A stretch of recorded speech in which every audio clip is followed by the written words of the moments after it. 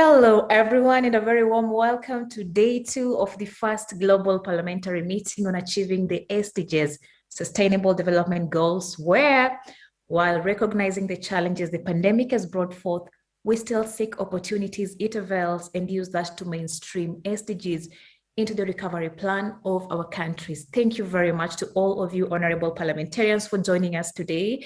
And if you were here yesterday, we really appreciate you for making time again for the second day of the summit. And we hope to see you again tomorrow for the final leg. Now, my name is Masi Juma, a correspondent for BBC News, based in Nairobi, and I'm coming to you live from Nairobi. Now, we began this journey yesterday where we gathered here for peer-to-peer learning, mutual inspiration, and exchange of best practices that can inspire more political action on SDGs. So thank you again for joining us today. And allow me to extend my deepest gratitude to IPU, that's the Inter-Parliamentary Union, and the Indonesian House of Representatives for hosting this event. Just a quick reminder that we have interpretation in various languages, which you can access by clicking the globe icon at the bottom of your screen on Zoom. You can have we have interpretation in various languages, so you can choose whichever you prefer. Also, just letting you know that we are on social media, so please feel free to share what we're discussing today. And the hashtag we are going for is hashtag Parliaments for SDGs. We loved your feedback. We loved your engagement on chat yesterday, and would love to hear more from you today as well. My colleague Alexandra from the IPU is on chat, and she's on standby to just sample some of the things you are passionate about, some of the things you're going to talk about, and also to let us know any questions you may have for our speakers or for the IPU, because on the last day we will have a representative from the IPU to answer all questions that you may have. Now, we have a really impressive agenda lined up for you, and we are honored that you are again here today. But before we delve into the day's agenda, please allow me to invite Mr. Fadli Zon, the Vice Chair of SDG Task Force in Indonesia, on the virtual stage for a short recap of day 1.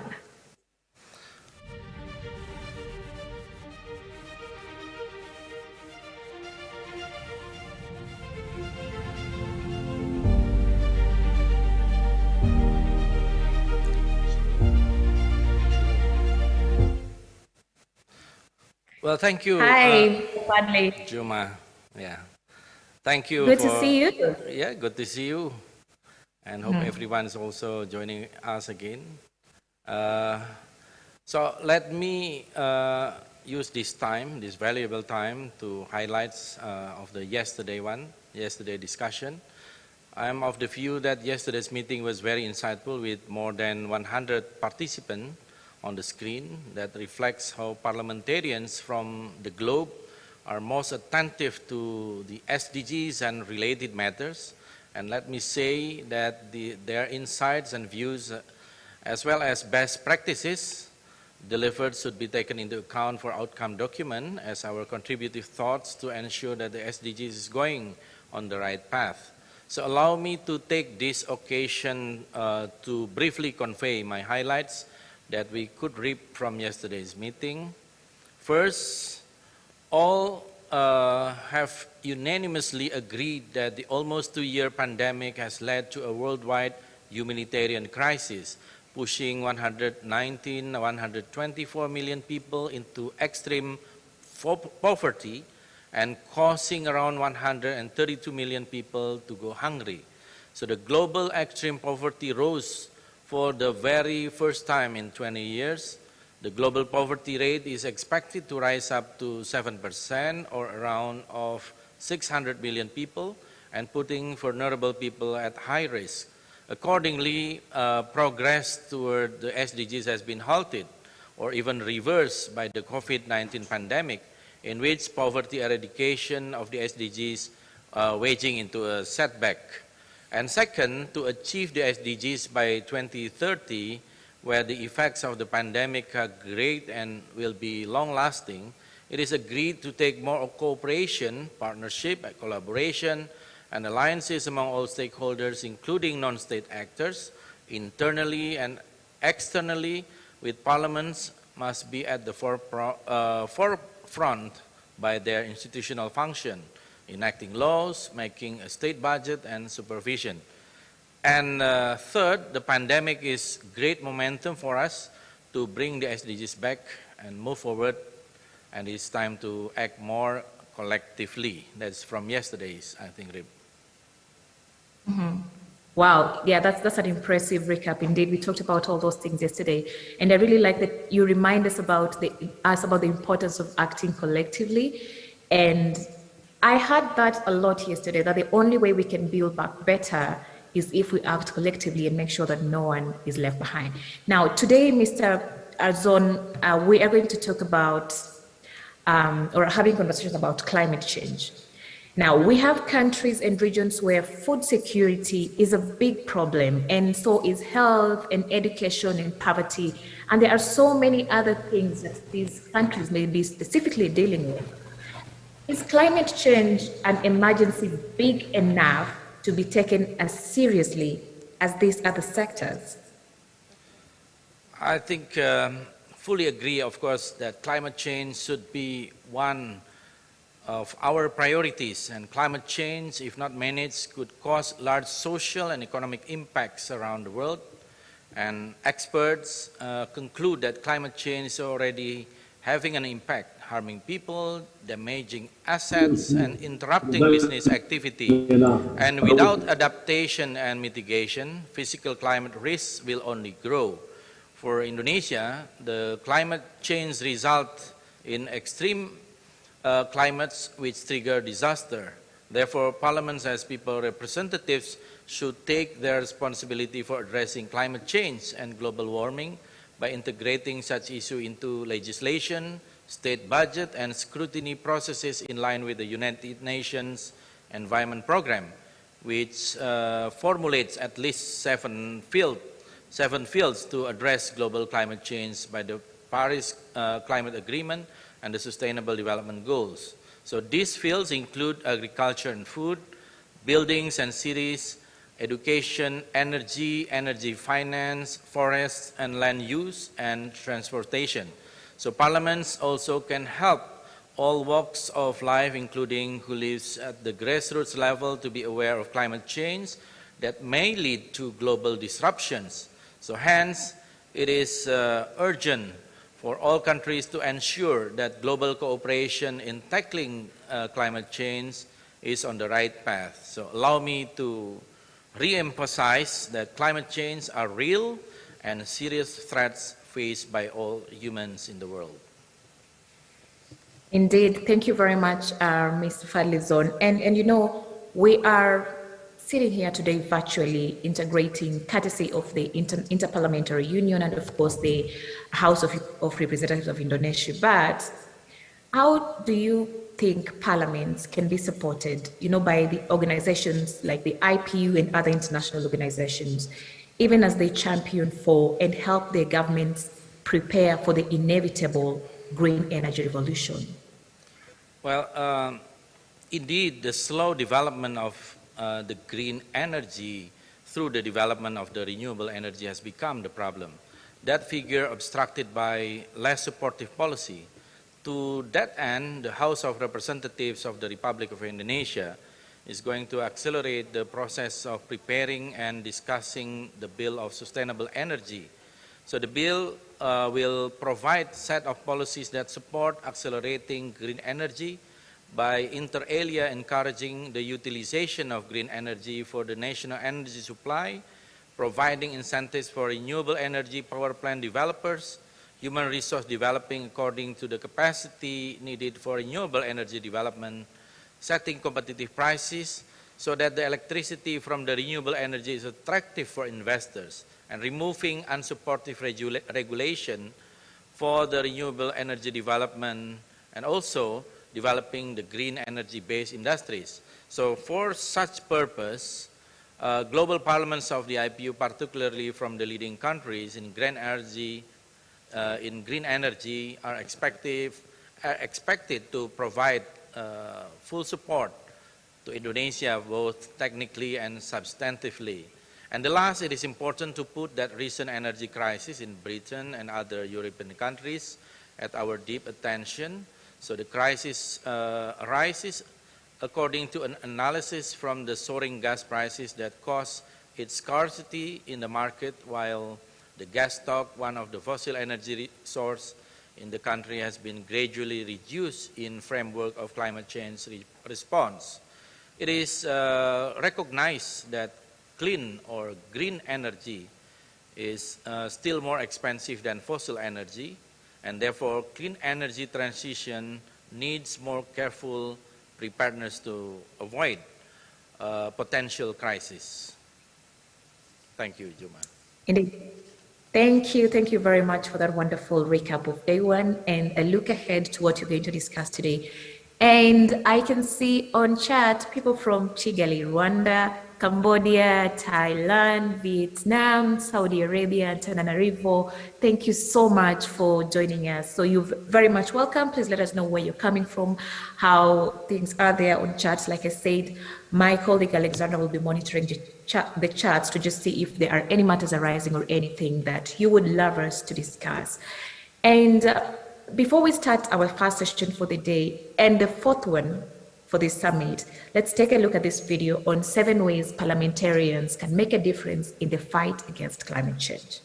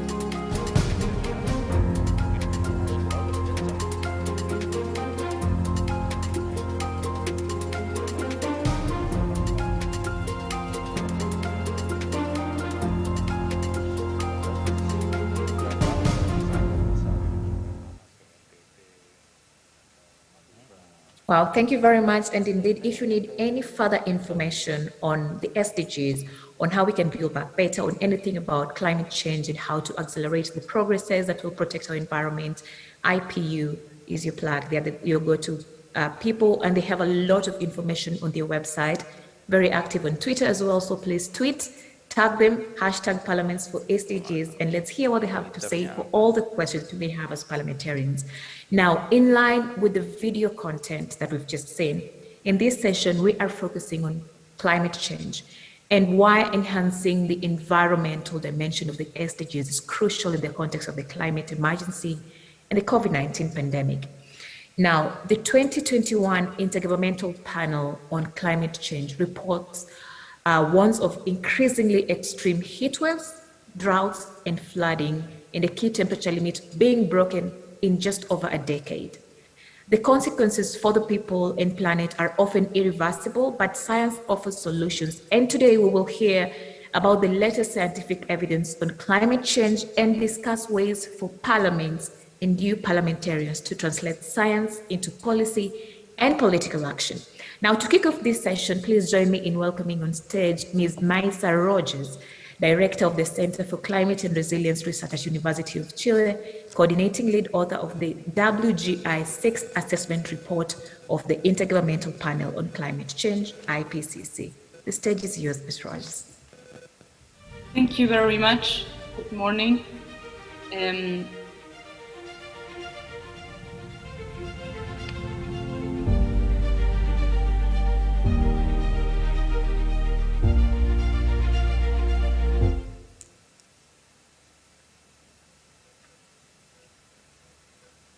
Good morning.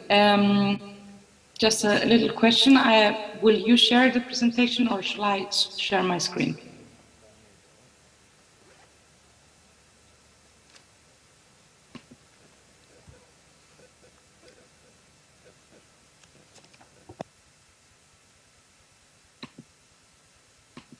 Okay, I will start sharing my screen. I hope you see it well. Yes, we can see it in full presentation. Well, thank you very much for this invitation. I will very briefly, in a couple of minutes, try to summarize you some of the key findings of this almost 4,000 pages long report.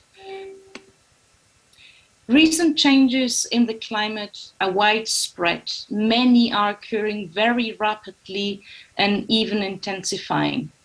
And more importantly, many of the changes are unprecedented in 100 years, thousands, and even 100,000s of years. Why do we say this? What do we look at when we say that things are changing? We look at temperature. That's our first indicators. And in this figure, you see the evolution of temperature for the last 2,000 years. And you can see that current warming is not only unprecedented in these 2,000 years, but it's also the rate of warming that's unprecedented in these 2,000 years. If we look at these last 170 years, and we will compare the end of the 19th century with the last decade, and this is the number that you have to remember from this presentation, the world has warmed 1.1 degrees. But it's not only the temperature that we know that is changing in an unprecedented rate. We have CO2 concentration last seen in 2 million years. Global sea level is rising faster than any time in the last 3,000 years. The sea ice around the Arctic is smaller, and glaciers are retreating globally in an unprecedented way in the last 2,000 years.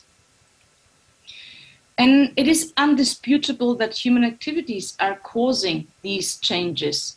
And it's not only about temperature, which is the usual indicator that the IPCC has for decades now told you this warming is produced by human activities. But we can now also say that many of the extreme events that we are experiencing can be attributed to human activities. We are seeing extreme heat, more frequent, more intense torrential rains, droughts, fire weather, and also we can attribute some changes to human activities in the ocean.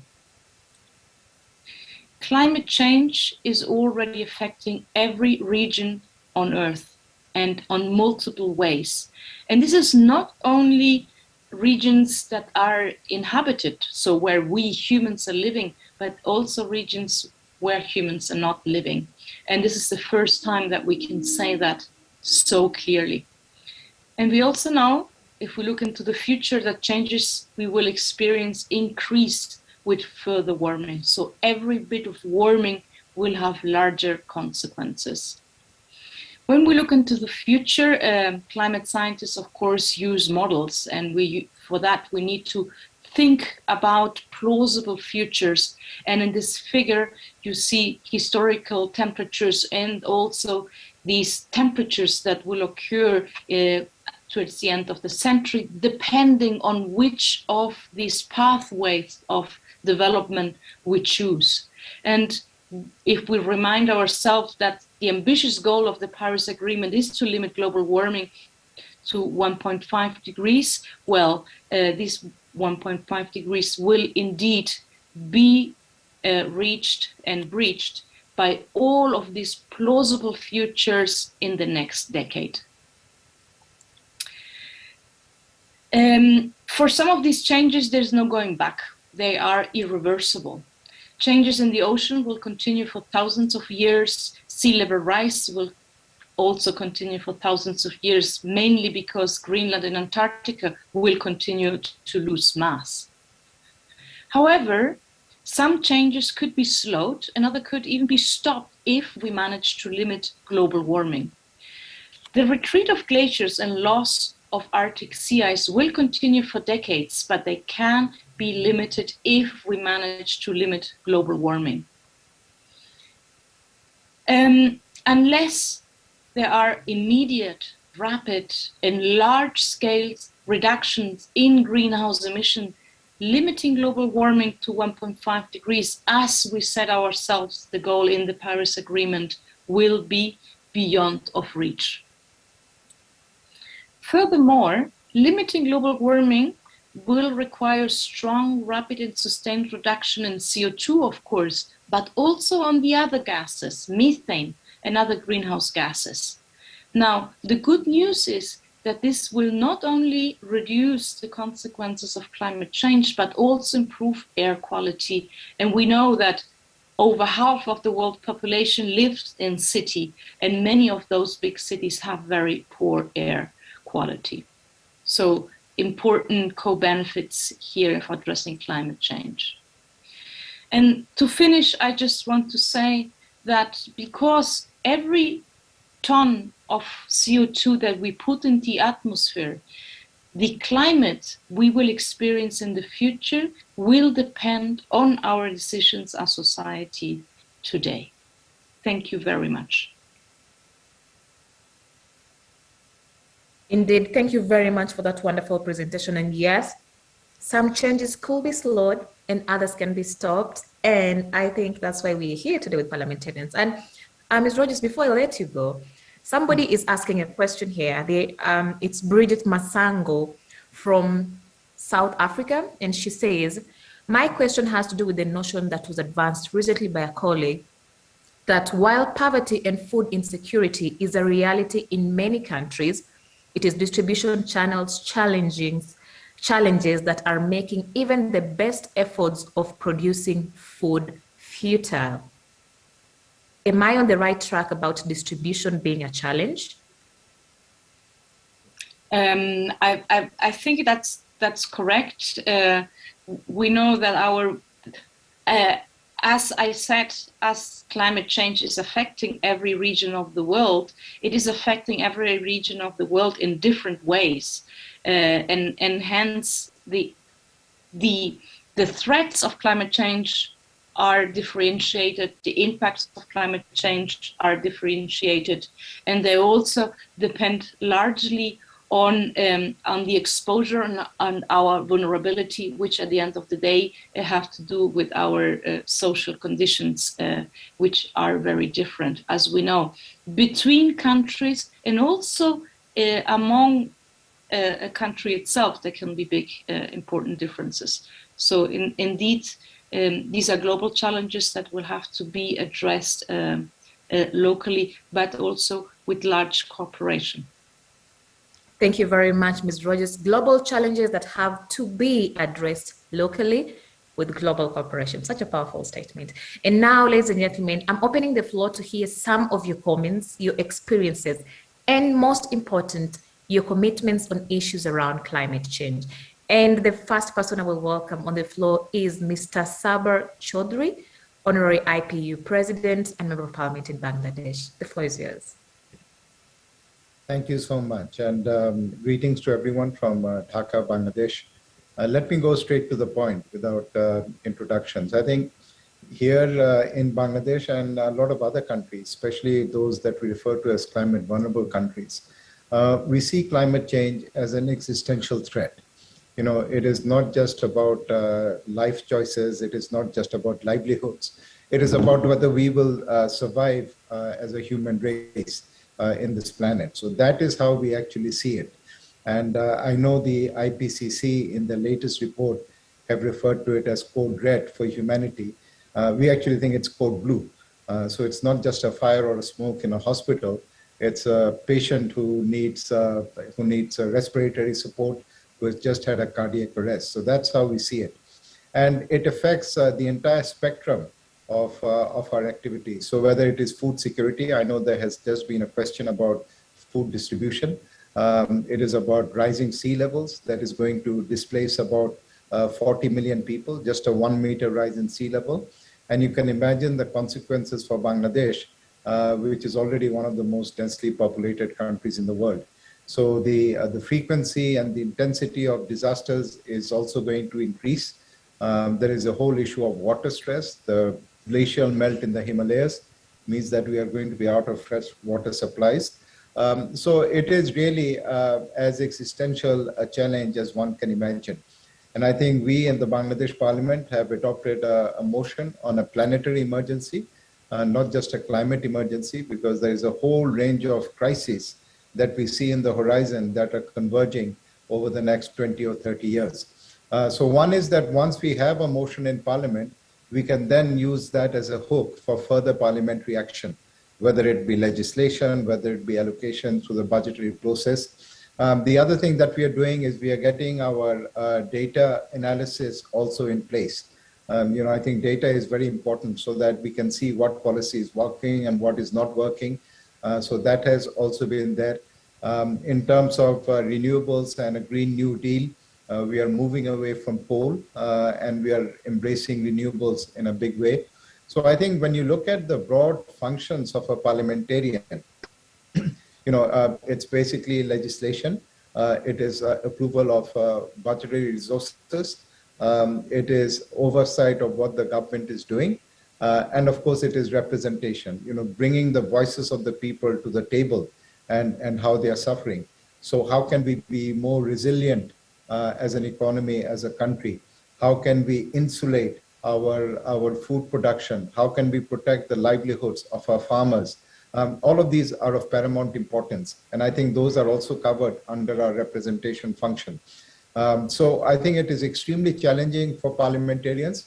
Of course, parliamentarians of a single country cannot solve what is essentially a global problem.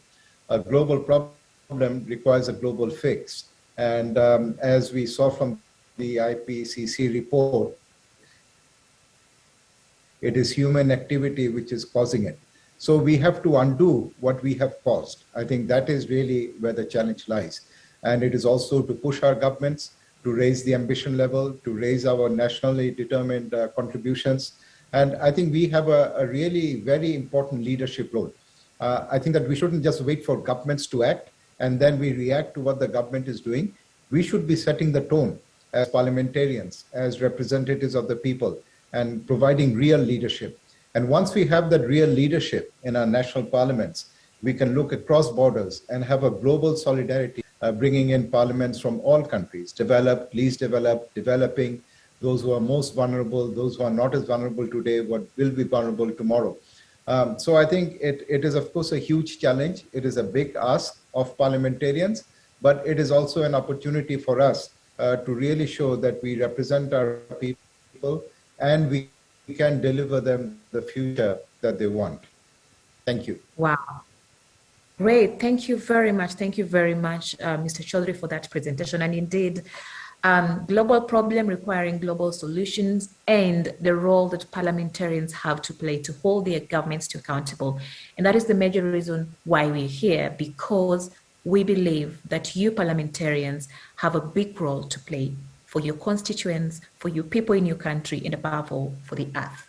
Now, the next person I'm going to ask to please put their mic and their video on is Ms. Paola Albrito, who's the Chief of Branch for the Intergovernmental Processes, Interagency Cooperation and Partnership, United Nations Office for Disaster Risk Reduction, UNDRR. You're welcome on stage, Ms. Paola. Thank you very much, Marcy. And well, yesterday and today we heard some statistic, and I would like to add some statistic to it. In recent years, the world has experienced a steady increase in climate-related disasters. And according to the World Disaster Report in 2020, over the past years, 83% of all disasters triggered by natural hazards were caused by extreme weather and climate-related events. And the price is not only in terms of human life, but also, according to the data from the World Meteorological Organization, during the last 50 years period, $202 million in damage occurred on average every day due to disasters related to weather, climate, and water. Building on my presentation, but also quoting the UN Secretary General and actually the Bangladeshi Parliament, it is code red, possibly code blue for humanity, and it is time to act now. Disaster risk reduction and climate change adaptation have traditionally been handled on a separate topic, decided by different policymakers. And I think it is time that we connect them into a more coherent strategy that can address this existential challenge for our society. As COVID-19 reminded us, risks are systemic, but we continue to work in silos.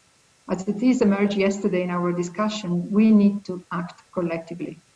I give you the example of Somalia. During 2020, it was hit hard by a triple threat of disasters that included the biological hazards of COVID-19 in a fragile health system, a more traditional natural hazards, a locust plague affecting the food production, and flooding, oversaturating and damaging critical infrastructure such as healthcare facilities. Aligning the practices and policies for disaster risk reduction and climate change adaptation can lead to more efficient and effective resilience, but also better use of financial and human resources and clearer path to innovation in technology and policy approaches. Parliamentarians are at the center of the policy making, with a bird's-eye view of their national strategy and needs, and they're key for driving this change towards a more integrated approach. To achieve this need, we have to go beyond the short-term political cycle. Long-term thinking is the winning approach.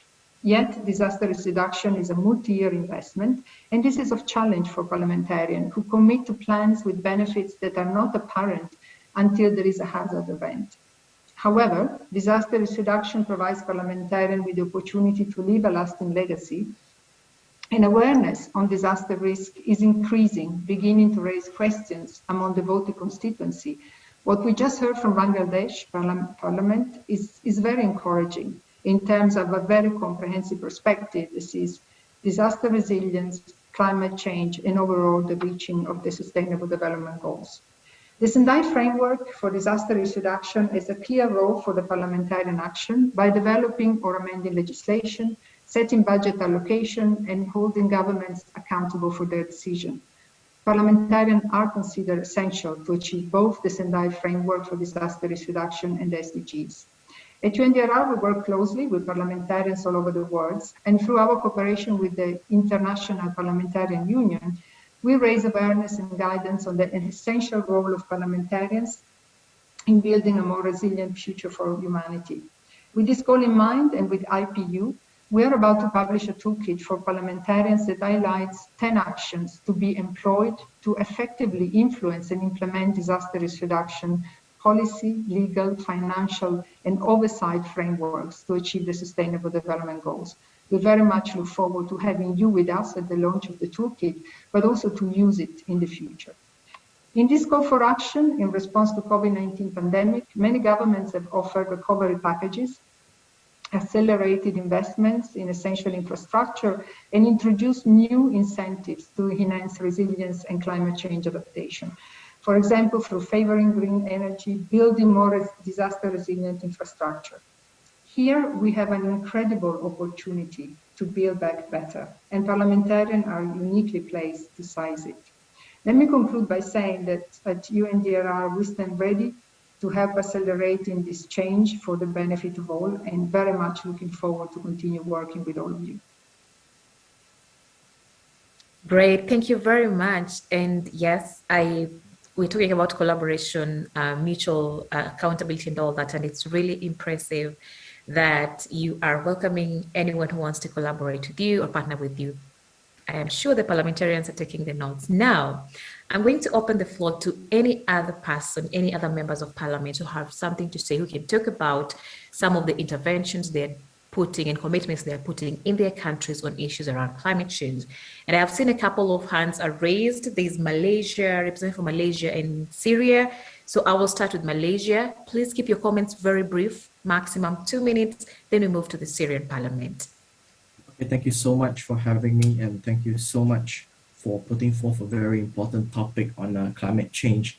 While we have felt the impact of COVID-19 and everybody suffered from it, but the impact as well as the existential danger of a chronic climate change, it is even more scary. So that is why it is important that we intervene, not just on a parliamentary level, but on every sector and country and as well international level. So in Malaysia, of course, we are very aware as well as exposed to climate change changes, whether it's flooding, food security, and even meteorological changes. So that is why the Malaysian government has taken urgent actions to lay foundations for not just financial, economic, and social recovery, but also to focus on creating a sustainable, inclusive, and a resilient economy. So recently, we just increased our unconditional national determined contributions, or NDC, as well as to strengthen mitigation and adaptation measures. I think the Ministry of Environment also has a planned climate change task for the upcoming years, which includes developing a climate change law, policy framework, and blueprints towards reducing greenhouse gases. The fact is, we actually recently formed Malaysian Climate Change Action Council, MICAC, which actually meet for the first time last April to activate this whole-of-nation approach in addressing climate change issue. I think on a parliamentary level, we also have an all-party parliamentary group, as well as caucus championing climate change, and this has to be happening in all levels. So climate change has to be the fundamental focus in preparation for future pandemics. And I really like the comment mentioned just now was that this is a global problem and it requires a global fix. But a global response requires each country, each parliament to show leadership and take control on the local level. And from there we start. Thank you so much. And back to you. Great. Thank you very much. Thank you very much, member from Malaysia. Now we go to the Syrian parliament. Please keep your comments very brief, maximum of 1 minute, 30 seconds.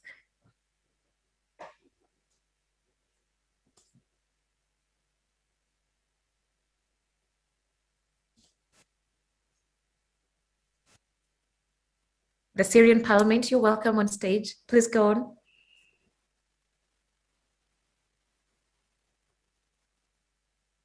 We cannot hear you. We cannot hear you, member from Syria. We cannot hear you. As you fix the microphone, please allow me to go to Nicaragua. I have seen your hand up. Please come on stage, just a minimum or maximum of 2 minutes. Then we'll come back to Syria once they've sorted out the mic issues.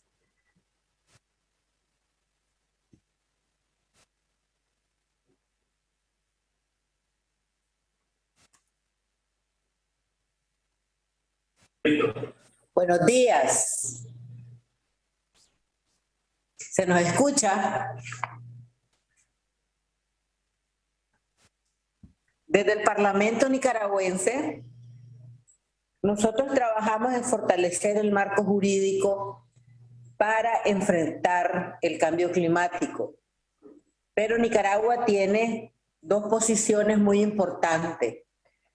Elevar la figura de pérdidas y daños al mismo nivel de mitigación y adaptación en la Convención del Cambio Climático, para completar el ciclo de cambio climático y facilitar el financiamiento de pérdidas y daños a los países más vulnerables.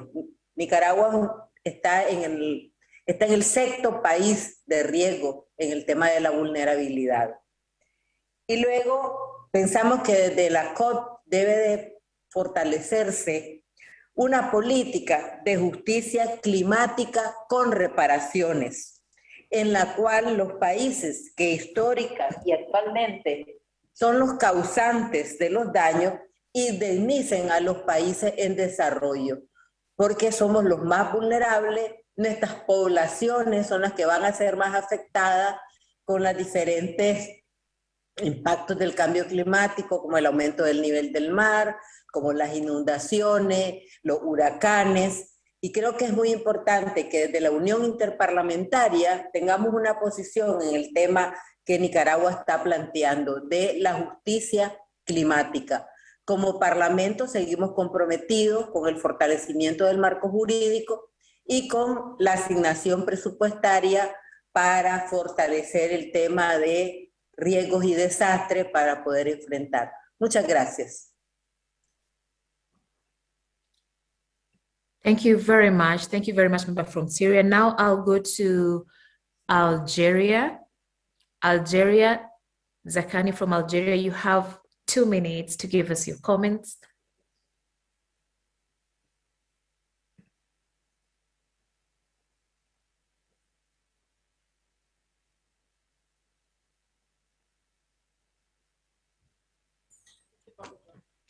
السلام عليكم. إذن كما سبق وأن قال الزملاء، تغيير المناخ لا يمكن أن يتم بجهود دولة واحدة، وإنما هو تكاتف دولي. فجهود دولة على حدة ودول أخرى خاصة دول صناعية ودول كبرى تقوم بالعكس، فنؤكد على أن تكون الجهود عالمية وفق رؤية عالمية، سواء لكل الحكومات في العالم أو البرلمانات العام تتكاتف في رؤية واحدة، والتركيز يكون بالدرجة الأولى على الدول الصناعية والدول الكبرى ذات الاقتصاد التي تؤثر بشكل كبير على البيئة وتؤثر بشكل كبير على يعني تطورات الاحتباس الحراري. نحن في الجزائر لدينا استحدثت الدولة وزارة خاصة وهي وزارة الطاقات المتجددة للتوجه نحو الطاقات المتجددة، والجزائر أيضا لها تخوف كبير من تأثيرات الاحتباس الحراري نظرا للتنوع المناخي الكبير في الجزائر. فالجزائر لها صحراء شاسعة، لها شريط ساحلي كبير، لها يعني غابات كبيرة، فتخوف كبير جدا من تأثير الاحتباس الحراري على الجزائر. أيضا لدينا يعني ترسانة من القوانين التي تحمي البيئة، ففي الجزائر لا يمكن الانطلاق في أي مشروع مهما كان نوعه إلا باستشارة لوزارة البيئة، وهذا يدل على اهتمامنا كدولة بآثار الاحتباس الحراري للعالم. لكن الجزائر وحدها لا تكفي، وأيضا الدول المساهمة بشكل كبير في الحفاظ على البيئة لا تكفي. يجب أن يكون الجهد عالمي والتركيز بشكل كبير على الدول الصناعية لكي تنظر إلى العالم، وأن كل ما يؤثر على أي دولة يؤثر بشكل آخر على دولة أخرى في هذا الموضوع. شكرا.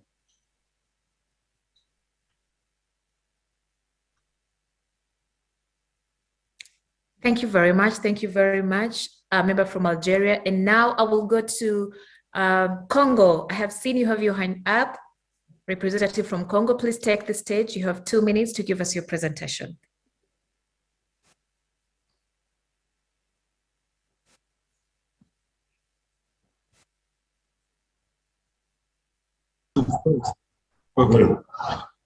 Bonjour à tous. Nous sommes les sénateurs de la République démocratique du Congo. Nous signalons à tous l'importance écologique de notre pays, compte tenu de ces 152 millions d'hectares environ de forêts, soit près de 10% des forêts tropicales du monde. Mais seulement la désertification est aux portes de notre pays, qui est le deuxième poumon vert de la planète. En effet, au nord, par les déserts du Sahara et au sud, par les déserts de Kalahari, la désertification menace la première puissance hydrique du continent, qui représente environ 52 et 55% des réserves d'eau douce de toute l'Afrique. Il s'observe déjà dans le pays des phénomènes de dégradation progressive des sols, de destruction des couverts végétaux, des déséquilibres hydrologiques et des pertes de productivité agricole qui menacent le deuxième puits de carbone du monde. Au sud-est de notre pays, il y a le pays voisin, l'Angola, qui est déjà menacé par le désert de Kalahari, mais ce pays héberge un des grands affluents du fleuve Congo, en l'occurrence la grande rivière Kasaï. Face à cette situation, l'Angola, à juste titre, a déjà mis en place plusieurs projets de création de réserves endogènes d'eau pour répondre à ces besoins de l'élevage et d'activités agricoles d'irrigation. Au nord-ouest, la rivière de Lubangi, l'autre grand affluent du fleuve Congo, a sa source en République centrafricaine, qui elle aussi est menacée par les déserts du Sahara, qui a augmenté sa surface désertique de 10% en un siècle. Alors, si ces pays pratiquent la même stratégie de stockage d'eau, le grand pays écologique qui est la République démocratique du Congo risque de connaître rapidement des phénomènes de désertification. Alors, le Sénat de la République démocratique du Congo prépare un projet de plan national de gestion des risques de désertification. C'est parce que cette désertification menace aussi et surtout les complexes de tourbières tropicales les plus étendus du monde, dont la superficie est estimée à plus de 145 000 km². Ces complexes qui est susceptible de stocker plus de 30 milliards de tonnes de carbone, soit l'équivalent de 3 ans d'émissions mondiales liées aux énergies fossiles. Nous lançons l'alerte aujourd'hui et nous sollicitons le soutien de l'Union interparlementaire, notamment dans le cadre de l'opérationnalisation d'un fonds national de lutte contre les risques de désertification pour financer des actions ciblées au profit de la mise en place des mécanismes nationaux de suivi et d'alerte précoce de la sécheresse, mais aussi des programmes de recherche et de formation ciblés.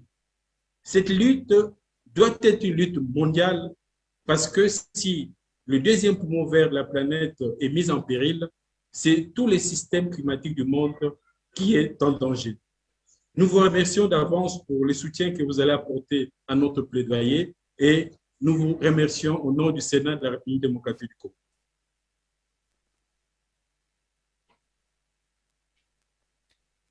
Thank you very much, Senators from the Democratic Republic of Congo, and I hope your plea has been heard by the IPU.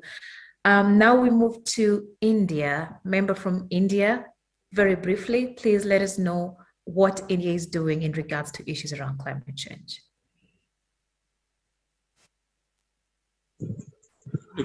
Thank you for allowing me to speak in the most important meeting. And I am not a member of any parliament, or I am just a citizen in India. I am studying in the degree level, and I want to say that something that for the last 70 years, India is trying to clean up Ganga River, the most important river in India. But then also there was no implementation in that project. I hope by cleaning rivers like Ganga, Brahmaputra, etc., it will make a great impact in the world and the SDG project. And also in many statistics or the reports by ICMR, the Indian Medical Service, etc., had been given that according to them that around the cyclones in areas related to India is increasing, and also around 11% has been increased, and also the sea level also increasing, which will make more problem to Maldives, etc. And also in India, around between 2 months, there will be an environment emergency in Delhi, mainly in Delhi. There will be always being environmental emergencies. Declaration of environmental emergencies is frequent nowadays. And also, it's very important that droughts are increasing in India. Around 6,000 million people in India is facing droughts. And also, also there is a report is that South Asia is becoming the cause of the melting of ice in poles. And also, there is a report is that 85% of the glaciers in the Himalayas will melt by the next 80 years. And also the water quality mainly in metros are decreasing. Hope through these types of meetings we can make some movements against these types of the environment problems, and also through this we can make some more better world. Thank you. Oh, thank you very much, Fabian. And so good to see you here, even though you're not a parliamentarian. It's really good when citizens take charge and are at the forefront of demanding accountability from their members of parliament and their government. And you mentioned the issue of droughts, and it's not India only that is affected. I am a Kenyan. I'm in Kenya, and the last few days we've had a couple of warnings, and we are having millions of people who are facing starvation, who are undergoing so much stress because of the droughts. Livestock are dying. There's so much change in the weather patterns, the rainfall patterns, and all that. So it's really good to have a citizen up here, just listening in and discussing issues around climate change. And now to the stage, I'll also welcome Mr. Mardo Jaber from Chad to give us their comments. Just 2 minutes, sir. The floor is yours.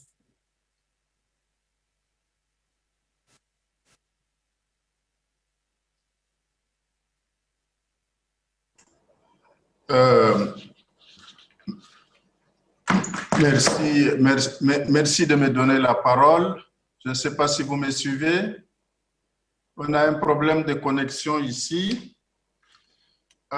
Écoutez, je voudrais d'abord saluer l'initiative d'organiser cette rencontre virtuelle et dire qu'au niveau du Tchad, nous sommes en pleine transition politique et nous venons juste d'avoir un Conseil national de transition à la place de l'Assemblée nationale. C'est l'information que je voudrais donner et c'est pourquoi le président de l'Assemblée nationale du Tchad empêché m'a chargé de venir le représenter à cette importante rencontre virtuelle. Alors, de par sa position géographique exceptionnelle, le Tchad s'expose aux phénomènes météorologiques externes, bien que n'étant pas responsable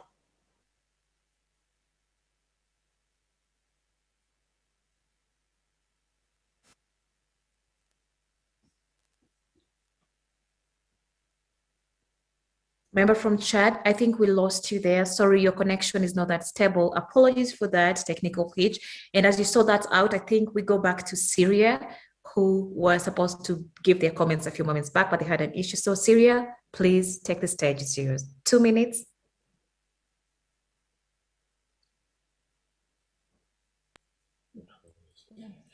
أسعد الله أوقاتكم. كل الشكر للاتحاد البرلماني الدولي ومجلس النواب في جمهورية إندونيسيا لدعوتنا لحضور هذه الفعالية. نحن في سوريا بما نمتلك من موقع وجغرافيا والشعب بإمكانياته المتميزة والسياسة البيئية المتبعة لدينا، حيث لدينا وزارة مختصة بشؤون البيئة.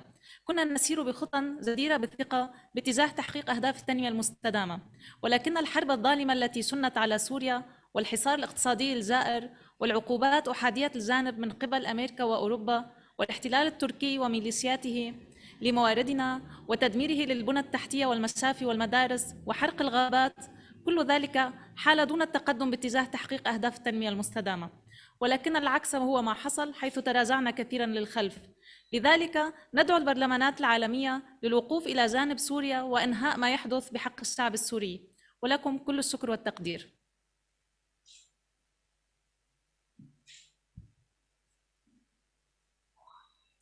Thank you very much, members from Syria, for being really precise. Now, I know there's so many things happening on chat. There's so many questions being raised and so many comments. And like I told you, we have our digital correspondent who's been monitoring. And at this point, please allow me to welcome on stage Ms. Alexandra Blagojevic, Program Manager for International Development at the IPU. Good to see you again, Ms. Alexandra.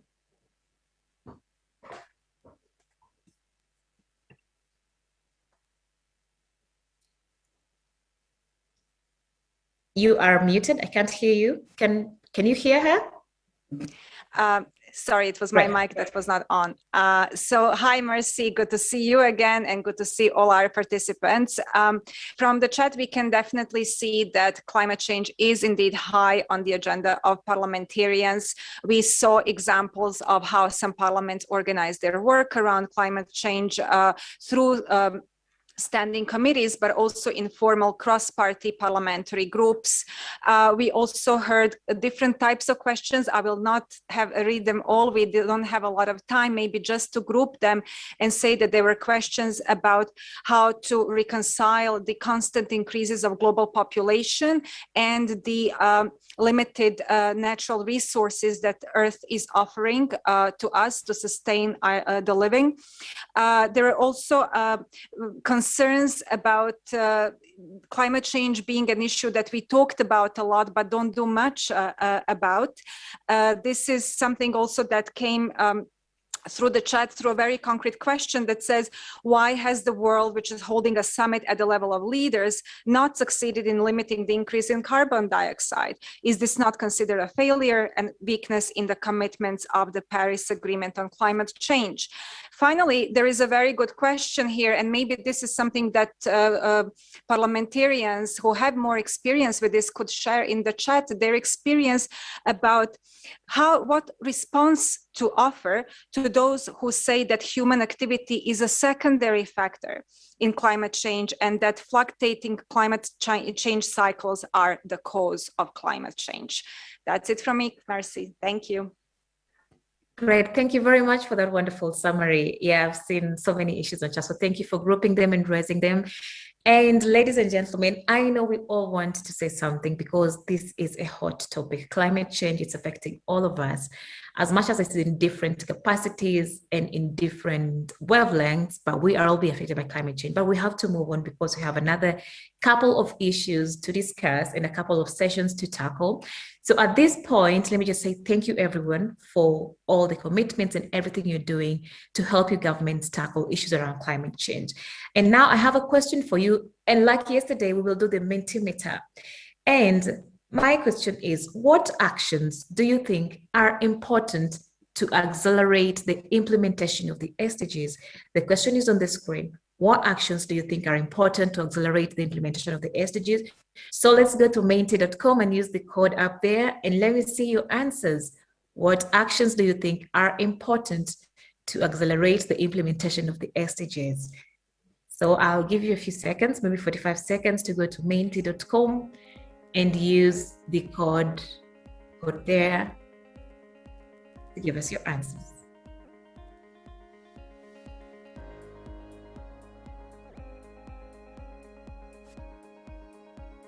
It's really good to see that you are all really tech savvy. The answers are already coming in. Legislation is one of them.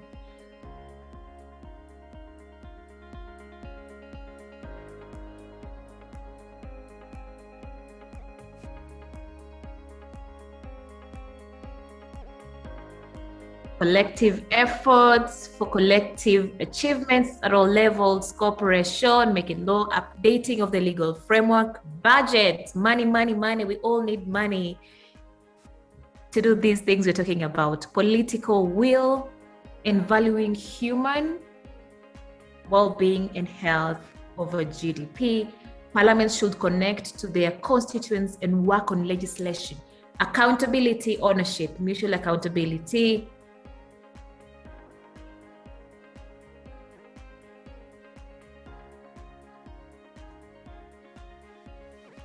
So thank you very much. Keep the answers coming.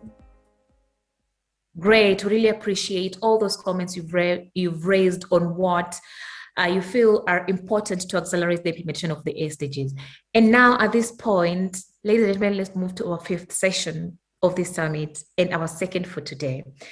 And the aim of this next session is basically to identify best practices, concrete next steps and recommendations on how to ensure a forward-looking post-COVID-19 recovery of our economies with focus on conditional stimulus and recovery packages that simultaneously address the current economic downturn and the climate crisis. And to open this session, here is our keynote speaker, Mr. Andrew Rain, Head of International Environmental Law Unit at UNEP. The floor is yours, Andrew.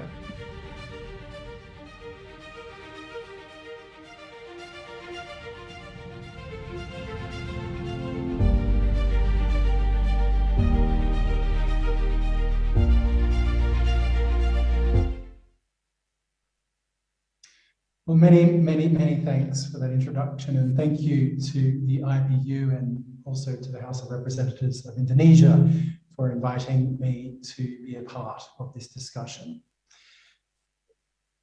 Distinguished delegates, ladies and gentlemen, I want to start by referring to the remarks that our Secretary General